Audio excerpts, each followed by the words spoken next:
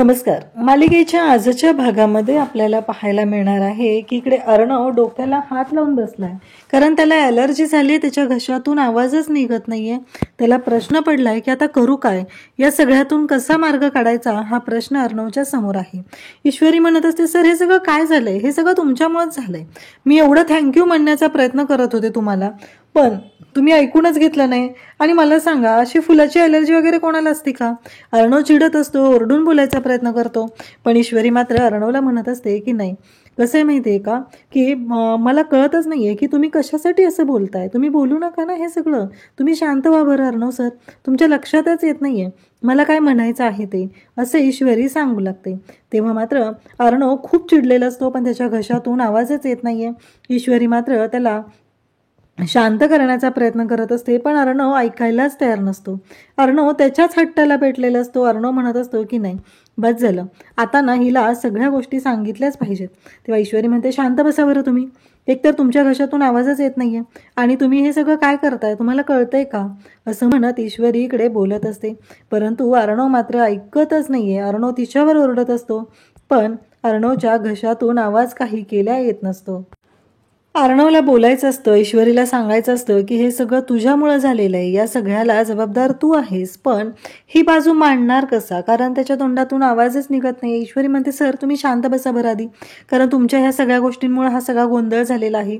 तुम्हीच या सगळ्याला जबाबदार आहात, असं म्हणत अर्णवलाच ती जबाबदार धरते. तेव्हा अर्णव चिडलेला असतो. अर्णव बोट करून ईश्वरीकडे बोलत असतो. ईश्वरी म्हणते, आता मला सांगा, फुलांची ॲलर्जी कोणाला असते का?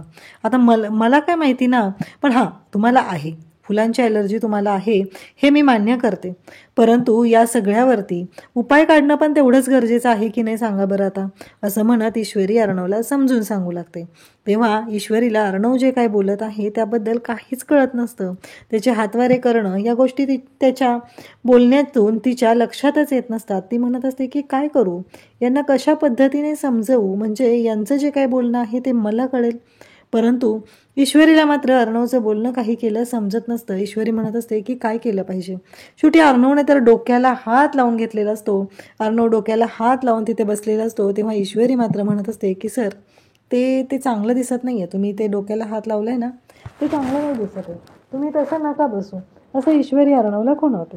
तेव्हा मात्र अर्णव म्हणत असतो म्हणजे, तेव्हा ईश्वरी त्याला सांगत असते की बरं थांबा, आपल्याकडे स्टीमर आहे ना, मग तुम्ही वाफ घ्या म्हणजे तुम्हाला बरं वाटेल. मग ती स्टीमर शोधायला जाते. इकडे आता राकेशला खूप राग आलेला आहे. अर्णव आणि ईश्वरी या दोघांची स्पेशल अशी रोमॅन्टिक नाईट होणार आहे, पण तो काही त्यांना डिस्टर्ब करू शकत नाही, कारण त्याने जर डिस्टर्ब केलं तर घरातल्यांच्या समोर येईल, म्हणजे शक्यतो अंजलीच्या समोर येईल. सध्या तो अंजलीच्या खूपच गुड लुकमध्ये राहण्याचा प्रयत्न करत आहे, म्हणून तो अशा पद्धतीने वागत असतो. तर तो राकेश जो आहे तो फोन करतो, तो म्हणजे लावण्याला फोन करून सांगू लागतो की लावण्या तू कुठेस, तू ये बरं, तुला जर वाटत असेल ना अर्णव तुझा व्हावा, कारण काहीतरी म्हणे त्या ईश्वरीने आज ना स्पेशल नाईट वगैरे सेलिब्रेट करण्याचं ठरवलेलं आहे. तर मला असं वाटतंय की तू लवकरात लवकर यावं आणि ही जी काही जबाबदारी आहे ती स्वतःवरती घ्यावी, कारण तुला माहीत नाही आहे इथे काय होऊ शकतं, कारण त्यांचा हनीमूनसुद्धा होऊ शकतो. हनीमून नाईट जर त्यांची झाली तर मग मात्र तू काय करणार याचा विचार कर, असं तो तिला मुद्दामच चिडवत असतो. तेव्हा लावण्य म्हणते की नाही नाही, मी येणार आहे, काहीही झालं तरीही मी नक्की येणार आहे, असं सगळं त्यांचं चालू झालेलं आहे. आणि तेव्हा मात्र इकडे पाहायला मिळतं ते म्हणजे इकडे लावण्या आता म्हणते की मी कोणत्याही क्षणी येते, अजिबात काळजी करू नका, पण जिजू तुम्ही मला फोन करून सांगितलेलं आहे ही गोष्ट मात्र खूपच छान घडलेली आहे. तुमच्यामुळं मला कळलं तरी त्या दोघांमध्ये काय चालू आहे आणि दोघंही काय करत आहेत या गोष्टीचा मला अंदाज आलेला आहे. आता इकडे वल्लरी वाट बघत असते. तेवढ्यातच तिथे लावण्य येते आणि लावण्य म्हणते की काय चाललंय नक्की, काय करतात ते दोघं जण, असं लावण्या बोलत आहे. तेव्हा मात्र वल्लरी म्हणते की नाही माहिती मला, त्यांचं काहीतरी सेलिब्रेशन आहे आणि त्या पद्धतीने ते करत आहेत. आता मात्र लावण्य म्हणते की नाही माझं खूप इम्पॉर्टंट काम आहे. तेवढ्यातच राकेश तिथे येतो. राकेश म्हणू लागतो की बघ आता तूच ठरव काय करायचं आहे, जर हे काम व्यवस्थित झालं तरच सगळं होईल, नाही तर तुझ्या हाती काहीच लागणार नाही, ही गोष्ट मात्र तू लक्षात ठेव, असं इकडे राकेशने आणखी भडकवलेलं असतं. लावण्य म्हणत असते की नाही एआर माझा आहे आणि AR फक्त माझाच राहणार आहे, तो दुसरं कोणाचा होऊ शकत नाही, असं लावण्या इकडे सांगत असते. तेव्हा राकेश म्हणतो, बघ मग वेळ घालवू नकोस, पण आता एवढ्या रात्रीचं तू आलीस याचा अर्थ कळतो का तुला काय होऊ शकतं? तेव्हा ती म्हणते की हो, खूप इम्पॉर्टंट मीटिंग आहे आणि ते डिस्कस करायचं आहे. जर आता AR बरोबर मी डिस्कस केलं नाही तर करोडोंचा तोटा होऊ शकतो, कंपनी डुबली जाऊ शकते, यासाठी मी आलेली आहे. म्हणजे लावण्याने खूप छान असं कारण सुद्धा शोधून आणलेलं आहे की नक्की इथे आल्यानंतर सगळ्यांना काय सांगायचं. आता मात्र लावण्या म्हणते की मला हे सगळं करावंच लागणार आहे, तरच हे सगळं होऊ शकतं. ईश्वरी मात्र स्टीमर शोधत असते. तिला काही केलं स्टीमर रूममध्ये सापडत नसतो. ईश्वरी अर्णवला विचारण्याचा प्रयत्न करत असते की स्टीमर कुठे आहे, कारण सरांनी जर वाफ घेतली तर त्यांना बरं वाटेल असं तिच्या डोक्यात आहे, म्हणून तिने स्टीमर शोधायला घेतलेलं असतो. पण तिला स्टीमरच कुठे आहे ते कळत नसतं. शेवटी अर्णव तिला तो स्टीमर कुठं आहे ते सांगण्याचा प्रयत्न करत असतो. त्याने तो स्टीमर वरती ठेवलेला आहे ही गोष्ट तो सांगत असतो, पण ईश्वरीपर्यंत ती गोष्ट मात्र पोहोचत नसते. ईश्वरी म्हणत असते की काय आहे. तेव्हा अर्णव तिचा हात पकडतो आणि तिच्या हातावरती बोटाने असं लिहून दाखवत असतो. पण ईश्वरी एवढी आगाव, तिचं लक्ष मात्र त्या सगळ्या गोष्टींकडे नाहीच. तिचं लक्ष एकाच गोष्टीकडे. ती म्हणते, सर गुदगुल्या होत आहेत ना, नका ना असं करू, असं म्हणत ती अर्णवलाच बोलू लागते. आता इकडे लावण्या मात्र अर्णवला बोलवायचं आहे म्हणून अर्णवच्या रूमकडे वरती आलेली असते आणि ती अर्णवला म्हणत असते की अर्णव चल. पण अर्णव आतमध्ये आहे आणि ईश्वरी आणि अर्णवचं जे बोलणं आहे ते मात्र लावण्याला ऐकायला येतं.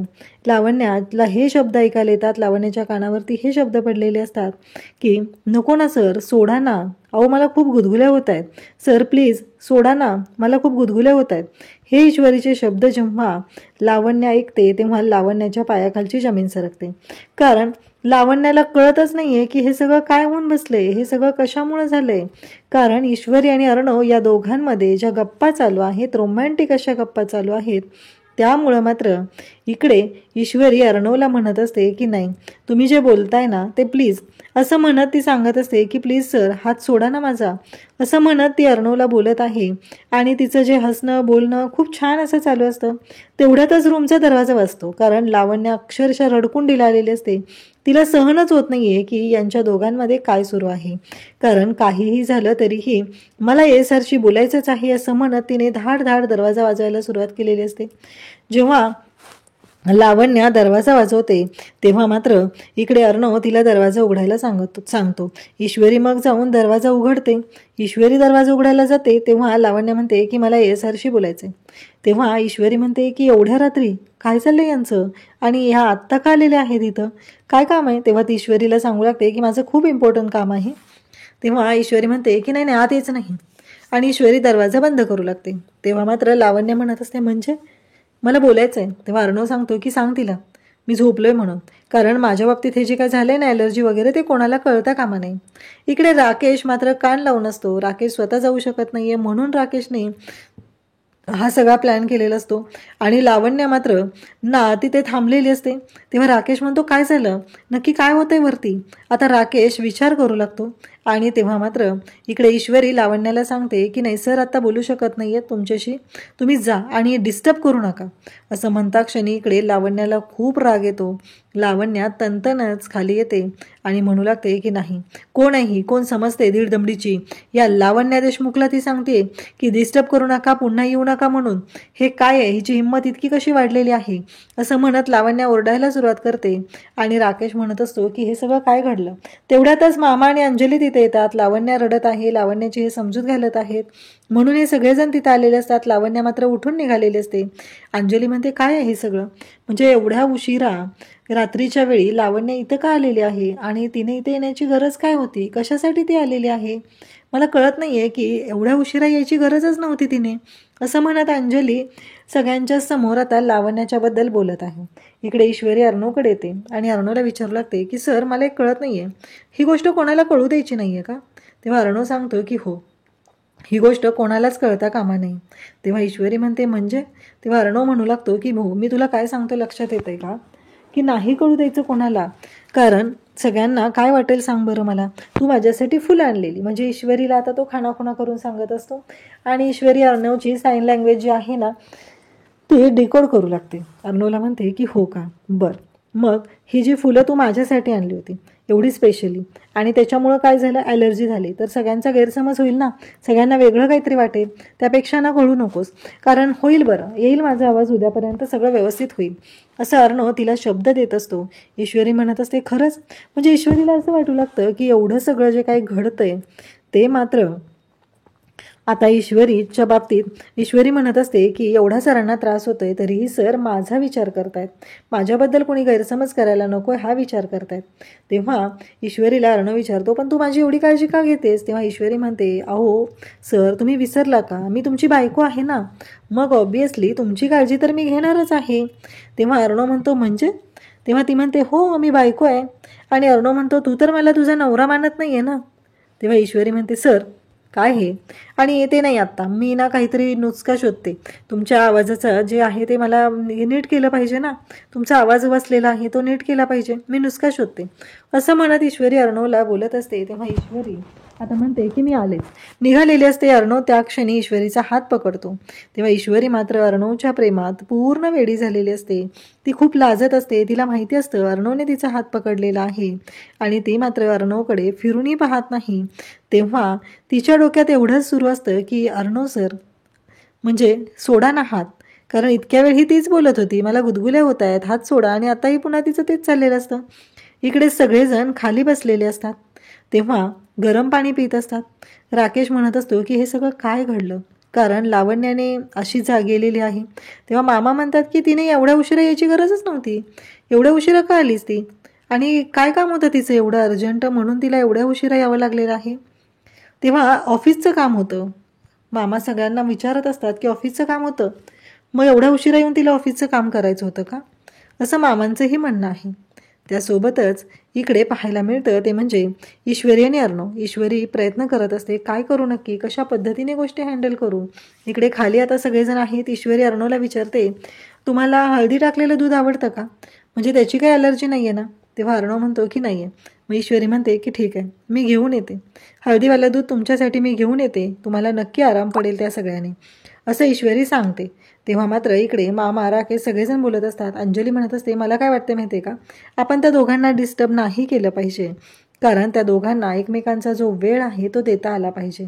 तेव्हा मामा म्हणतात की हो अंजली तू बरोबरच बोलते, मलाही हे पटतंय. तेव्हा अंजली म्हणते आपण त्यांना हनीमूनला पाठवूया का.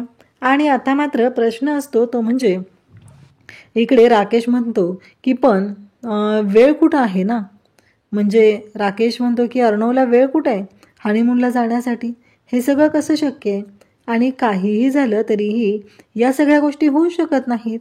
त्यामुळं मात्र इकडे अर्णव आणि ईश्वरी, आता ईश्वरी म्हणते की मी अर्णव सरांसाठी मी ते दूध घेण्यासाठी आलेली आहे ना, आणि ते घेऊन जायचं आहे म्हणून आलेले आहे, असं ईश्वरी सांगते. तेव्हा मात्र इकडे सगळेजण म्हणत असतात की बरोबर आहे, मामा तर म्हणतात की दुधात साखर विरघळायला लागलेली आहे, असं मामा सांगू लागतात. आणि तेव्हा मात्र मामांच्या या बोलण्यामुळं आता सगळेजण पाहतच असतात. नक्की मामा जे बोलतायत त्या गोष्टीचा राकेशला मात्र खूप राग येत असतो. राकेशला ही गोष्ट पटत नसते. राकेश म्हणत असतो की नाही काहीही झालं तरीही मला आता या सगळ्यांच्या बाबतीत विचार करावाच लागणार आहे, कारण जे काही घडत आहे ते मात्र खूप भयानक आहे. कारण अर्णव आणि ईश्वरी कधीच एकत्र आले नाही पाहिजेत. त्या दोघांना वेगळं करण्यासाठी जे काय करता येईल ते सगळं करायची माझी तयारी आहे, असं इकडे अर्णवचं बोलणं चालू आहे. तेव्हा मात्र राकेश हा अर्णव आणि ईश्वरीला वेगळं करण्यासाठी प्रयत्न करत आहे. अर्णव ईश्वरीसाठी त्याने हे सगळं कांड सुरू केलेलं आहे. काहीही झालं तरीही त्या दोघांना मी एकत्र येऊ देणार नाही, त्यासाठी मला काहीही करावं लागलं तरी चालेल, पण मी त्या दोघांना कधीच एकत्र येऊ देणार नाही, असं राकेशने ठरवले. इकडे ईश्वरी मात्र अर्णवला बोलत आहे. अर्णव तिला सांगत असतो की आता माझ्या मनातलं तुला चांगलंच समजायला लागलेलं आहे, तुला चांगलंच कळू लागले माझ्या मनातलं, असं अर्णव ईश्वरीला सांगत असतो. ईश्वरी म्हणत असते की हो मलाही तुमच्या मनातलं चांगलंच समजतंय. आणि मग अर्णव जे तिला बोलत असतो ते ईश्वरीला कळत असतं. त्यांच्या दोघांचं नातं हे खूप छान फुलू लागलेलं आहे. पण इकडे राकेश मात्र म्हणत असतो की नाही कसं आहे माहिती आहे का, काहीही झालं तरीही आता मला हुकमाचा एक्का बाहेर काढावाच लागणार आहे, आणि त्यासाठी आता ते जर केलं तर त्या क्षणी अर्णव धावत येणार आहे, हे मला माहिती आहे. त्या दोघांना मी एकत्र कधीच येऊ देणार नाही, असं असं त्याने ठरवलेलं आहे. अशाच अपडेटसाठी चॅनलशी कनेक्ट राहा. थँक्यू.